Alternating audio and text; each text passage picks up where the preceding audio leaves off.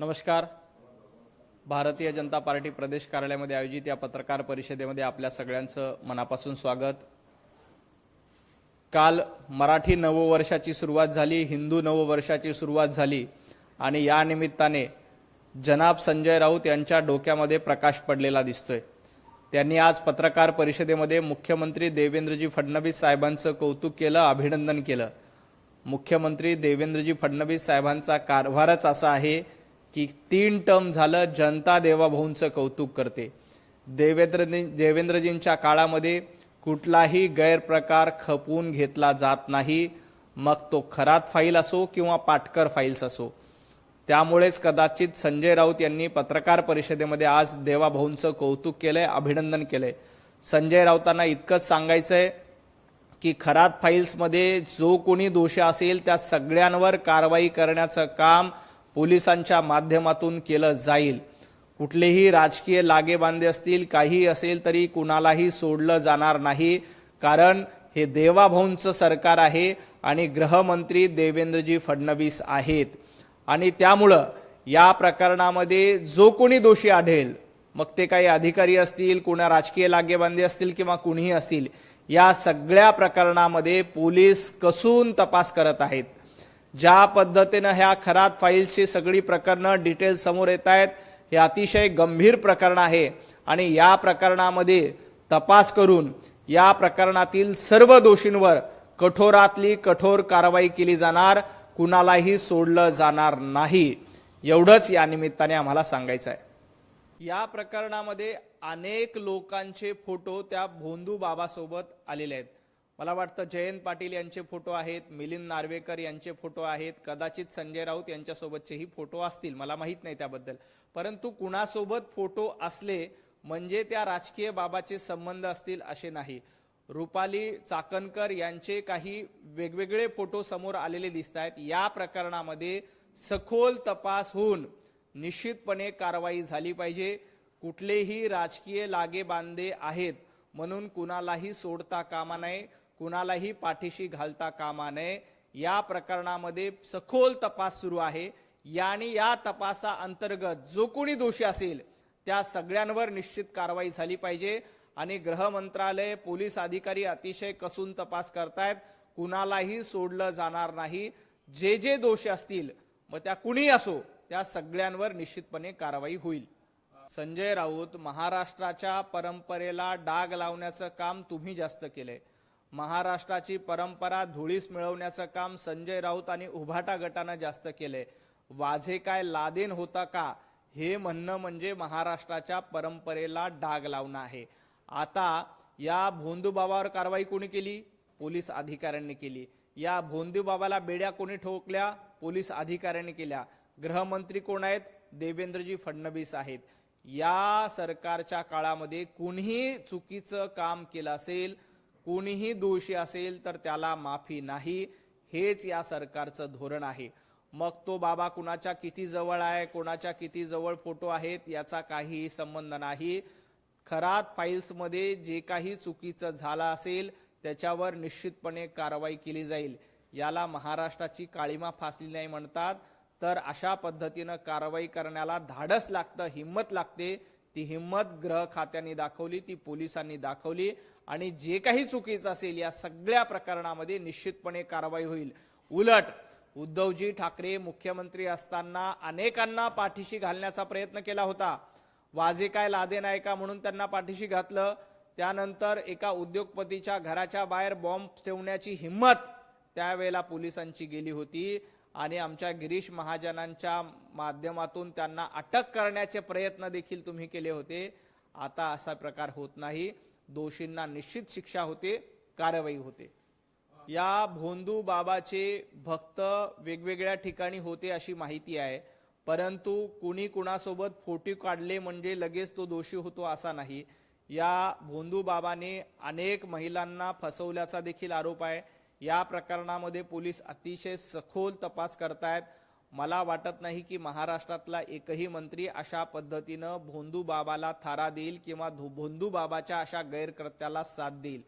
कुठल्याही मंत्र्यांनी भोंदू बाबाच्या गैरकृत्याला साथ दिलेली दिसत नाही। तथापि या प्रकरणामध्ये सखोल तपास करण्याचं काम पोलिसांच्या माध्यमातून सुरू आहे। यात जर का काही तथ्य आढळलं तर निश्चितपणे त्याच्यावर कारवाई होईल। परंतु एखादा मंत्री त्या भोंदू बाबासोबत फोटो आहे म्हणून लगेच त्या मंत्र्यांवर कारवाई करा असं होत नाही। या संपूर्ण प्रकरणाची तपासणी केली पाहिजे, चौकशी झाली पाहिजे। चौकशी अंती जो कोणी दोषी आढळेल, मग तो कोणी असो, तो कुठल्याही पदावर असो, त्याच्यावर निश्चितपणे कारवाई होईल। संजय राऊतांना इतकंच सांगायचंय, मिलिंद नार्वेकर यांच्यासोबतचे भोंदू बाबांचे फोटो समोर आलेले आहेत, तुम्ही कारवाईची मागणी करणार आहेत का? कदाचित संजय राऊत देखील भोंदू बाबाला भेटले असतील, मला त्याबद्दल माहिती नाही, कारण राजकीय नेते हे वेगवेगळ्या लोकांना नेहमी भेटत असतात आणि अशा फोटोचा गैरफायदा घेऊन काही लोक जर का चुकीचं कृत्य करत असेल तर निश्चितपणे अशा भोंदू बाबांवर कारवाई केली पाहिजे। या खरात फाईल्स प्रकरणामध्ये जे कोणी दोषी असतील त्या सगळ्यांवर निश्चितपणे कारवाई होईल। कुणालाही सोडलं जाणार नाही। सन्माननीय राज ठाकरेजी यांना मला इतकंच सांगायचं आहे, जेव्हा पृथ्वीराज चव्हाण मुख्यमंत्री होते तेव्हा महाराष्ट्राची अर्थव्यवस्था 16.5 लाख कोटी इतकी होती। गेल्या 10 वर्षात देवाभाऊंच्या नेतृत्वात ही अर्थव्यवस्था 54 लाख कोटींवर पोहोचली आहे। महाराष्ट्राची अर्थव्यवस्था देवाभाऊंच्या नेतृत्वात तिपटीनं वाढली आहे। गेल्या 10 वर्षामध्ये महाराष्ट्राचा तिपटीने विकास झालाय। जिथं 16.5 लाख कोटी होतो तिथं आम्ही 54 कोटीपर्यंत देवाभाऊंच्या नेतृत्वात पोहोचलोय आणि 3 ट्रिलियन कडे आपली वाटचाल सुरू आहे। देवाभाऊंच्या नेतृत्वामध्ये महाराष्ट्राचा विकास करण्याचं काम केलं जातंय आणि महाराष्ट्र वेगाने पुढे जातोय। आज आपण बघतोय सर्वाधिक जास्त विदेशी गुंतवणूक महाराष्ट्रामध्ये येते, ते फक्त आणि फक्त देवाभाऊंच्या सक्षम आणि समर्थशाली नेतृत्वामुळे। राज ठाकरेजी यांना मला सांगायचंय की आपण अपुऱ्या आणि अर्धवट माहितीच्या आधारे अशा पद्धतीनं महाराष्ट्राच्या अर्थव्यवस्थेवर टीका करू नका। आपण संपूर्ण माहिती घ्या। फक्त कर्ज किती आहे याचा आढावा न घेता त्या कर्जाच्या तुलनेमध्ये आपली अर्थव्यवस्था तिपटीनं जास्त मोठी झाली आणि वेगाने पुढे जाते। आज आपण बघतोय मुंबईसाठी मेट्रो सुरू झाली आहे, कोस्टल रोड सुरू झालाय, वेगवेगळी प्रकल्प देवाभाऊंच्या नेतृत्वामध्ये येत आहेत। FDI फॉरेन डायरेक्ट इन्व्हेस्टमेंट सर्वाधिक जास्त महाराष्ट्रामध्ये झाली कारण देवाभाऊंचं नेतृत्व आहे। देवाभाऊ हे मुंबईला पुढे घेऊन जात आहेत, महाराष्ट्राला पुढे घेऊन जात आहेत आणि या विकास यात्रेमध्ये राज ठाकरे यांचंही स्वागत आहे। काही सूचना असतील तर सूचना निश्चित करा, परंतु टीकेला टीका करण्याचा प्रयत्न करू नका। आकडेवारीसह त्याचं उत्तर दिलं जाईल।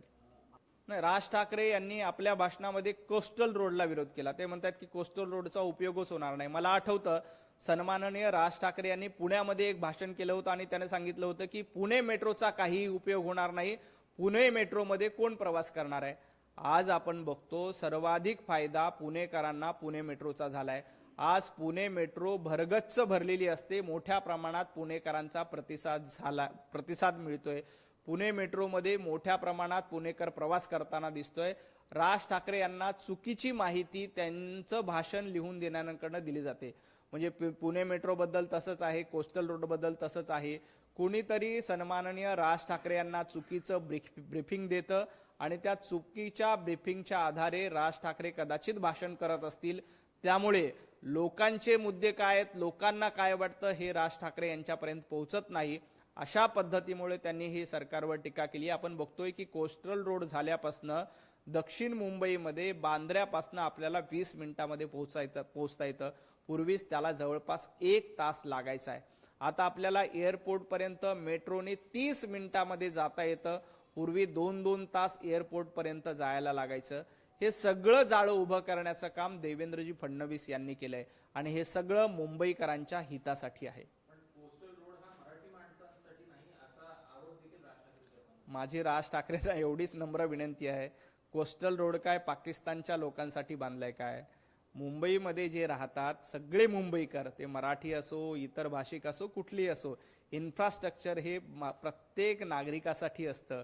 त्याच्यामध्ये मराठी माणसासाठी नाही, फक्त हिंदी भाषिकांसाठी आहे, उत्तर भारतीयांसाठी आहे, गुजरात्यांसाठी आहे। हे सांगणं बंद करा। लोकांना देखील माहिती आहे की कोस्टल रोडचा उपयोग सर्वसामान्य मुंबईकरांना होतोय। मेट्रो पुणेकरांसाठी नाही असं म्हणणाऱ्या राज ठाकरे यांनी एकदा मेट्रोमध्ये जाऊन प्रवास करायला हवं. मी मागे देखील राज ठाकरे यांना विनंती केली होती की तुम्ही एकदा मुंबई मेट्रोमधनं प्रवास करून बघा. मुंबईकरांचं जीवनमान सुखावतंय, उंचावतंय.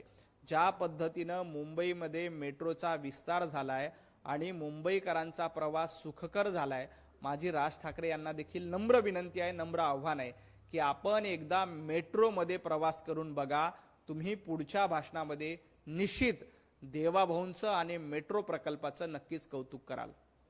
नाही, मला राज ठाकरेजींचं एक भाषण आठवतं, जेव्हा ते असं म्हणाले होते की महाराष्ट्रामध्ये जाती जातीचं भांडण लावण्याचं काम कोणी केलं असेल तर तो आरोप राज ठाकरे यांनी शरद पवार साहेबांवर केला होता. आज ते शरद पवार साहेबांचं कौतुक करतायत आणि खरं आहे की पवार साहेबांनी महाराष्ट्रामध्ये फलोत्पादनामध्ये निश्चितपणे चांगलं काम केलंय. कृषी क्षेत्रामध्ये सुधारणा झाल्या पाहिजे यासाठी निश्चितपणे त्यांनी पावलं टाकली. परंतु पवार साहेबांच्या काळातच महाराष्ट्रामध्ये सर्वाधिक शेतकऱ्यांच्या आत्महत्या देखील होत होत्या, हे देखील वास्तव आहे.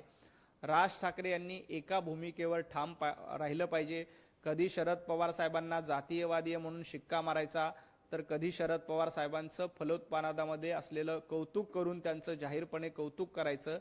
ही राज ठाकरे यांची वेगवेगळी भूमिका समोर येते. माझी राज ठाकरेंना नम्र विनंती आहे की आपण एका भूमिकेवर ठाम राहिलं तर महाराष्ट्र निश्चितपणे तुमच्या पाठीशी उभा राहील. अशी धरसोर वृत्ती चुकीची.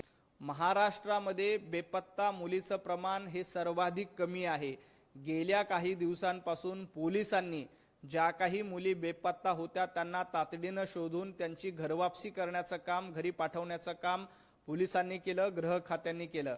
महिलांच्या अत्याचाराच्या घटना कमी करण्याचं काम हे पोलिसांच्या माध्यमातून, गृह खात्याच्या माध्यमातून केलंय. आपण बघतो जेव्हा महाविकास आघाडीचं सरकार होतं सर्वाधिक महिला अत्याचार महाराष्ट्रामध्ये महिलांवर होत होते.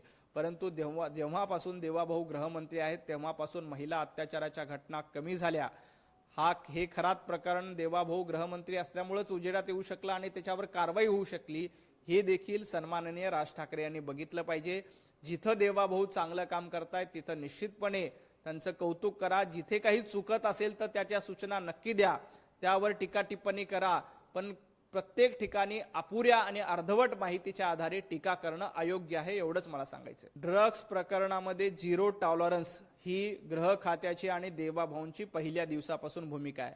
आज आपण बघतोय की महाविकास आघाडीचं सरकार असताना मोठ्या प्रमाणात ड्रग्जची तस्करी महाराष्ट्रामध्ये केली जायची, ड्रग्जचे रॅकेट होते. परंतु आता गृह खात्याच्या वतीने मोठमोठे ड्रग्ज रॅकेट उद्ध्वस्त करण्याचं काम हे पोलिसांनी केलंय. पोलिसांना सक्त सूचना आहे की कुठेही नशेखोरी झाली नाही पाहिजे. ड्रग्ज माफियांच्या विरोधामध्ये कडक कारवाई करा, हे देवाभाऊंचं धोरण आहे. आणि अशा पद्धतीनं पोलिसांच्या कार्यपद्धतीवर शंका उपस्थित करायची, हे धोरण चुकीचं आहे. जिथं मोठ्या प्रमाणामध्ये कारवाई केली जाते, पोलीस खातं सजग आहे, गृहमंत्री सतर्क राहून पोलिसांना सूचना करतायत. आणि ड्रग्ज विरोधामध्ये सगळ्यात जास्त कारवाई कुठे झाली असेल तर मुंबई आणि महाराष्ट्रात होते, कारण पोलिसांना फ्रीडम दिलंय. आणि देवाभाऊंच्या सक्त सूचना आहेत की ड्रग्ज बद्दल झिरो टॉलरन्स, कुठेही ड्रग्जची तस्करी किंवा ड्रग्जची विक्री खपून घेतली जात नाही. पुन्हा पुन्हा मी राज ठाकरे साहेबांना विनंती करतो की आपण चुकीची माहिती घेऊन भाषण करू नका. पूर्ण माहिती घ्या की गेल्या काही वर्षामध्ये जेव्हापासून देवेंद्रजी फडणवीस गृहमंत्री झालेत तेव्हापासून निश्चितपणे ड्रग्ज विरोधात मोठी कारवाई झाली. आणि ड्रग्ज तस्करांच्या मुसक्या आवळण्याचं काम कोणी केलं असेल तर ते देवाभाऊंनी केलं, गृहमंत्र्यांनी केलं.